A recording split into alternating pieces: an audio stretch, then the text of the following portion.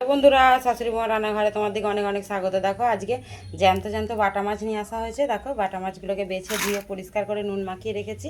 এবার এই মাছটাই আমি ঝাল করব, তোমার দিকে শেয়ার করব। তোমরা প্রথম থেকে শেষ পর্যন্ত পুরো ভিডিওটা দেখবে। দেখো আমি একদম অল্প মশলা দিয়ে মাছের ঝালটা করব আর তোমার দিকে শেয়ার করব। তোমরা দেখে নিয়ে কমেন্ট করে জানাবে তোমরা বাটা মাছ খেতে কে কে ভালোবাসো। দেখো আমি কড়া বসিয়ে দিয়েছি, কড়াতে তেল দিয়ে দেবো, দিয়ে আমি মাছগুলো ভেজে নেবো। দেখো তেলটা আমার তেতে গিয়েছে, এবার আমি দিয়ে দেবো মাছগুলো।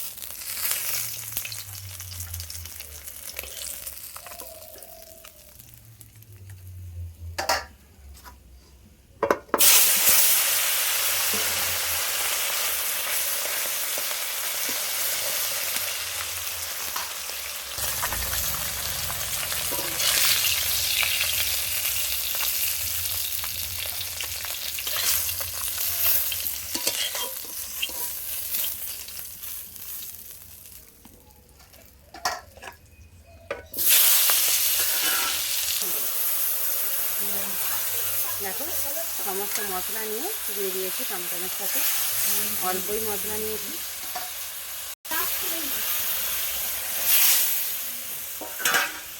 দেখো মশলাটা আমার হয়ে গেছে, আর সামান্য মশলা দিয়েছি লঙ্কা গুঁড়ো, হলুদ গুঁড়ো, জিরে গুঁড়ো, ধনে গুঁড়ো, আর দিয়েছি একটু নুন, পরিমাণ মতো নুন।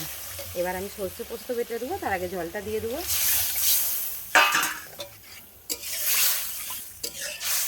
জলটা দিয়ে জলটা ফুটে গেলে মাছগুলো দেবো। দেখো ঝোলটা ফুটে গেছে, দিয়ে দেবো মাছগুলো। এবার আমি একটু সর্ষে পোস্ত বেটে নেবো। দেখো মাছটা বেশ খানিকক্ষণ ফুটে গেছে, এবার আমি সর্ষে পোস্ত বাটাটা দিয়ে দেবো। একবারে সিম্পল ধরনের মাছের ঝাল, আর একটু শুকনো হয়ে গেলে ঢেলে নিয়ে তোমাদেরকে শেয়ার। দেখো বন্ধুরা হয়ে গেছে, ঢেলে নিয়েছি। প্রথম থেকে শেষ পর্যন্ত পুরো ভিডিওটা শেয়ার করেছি।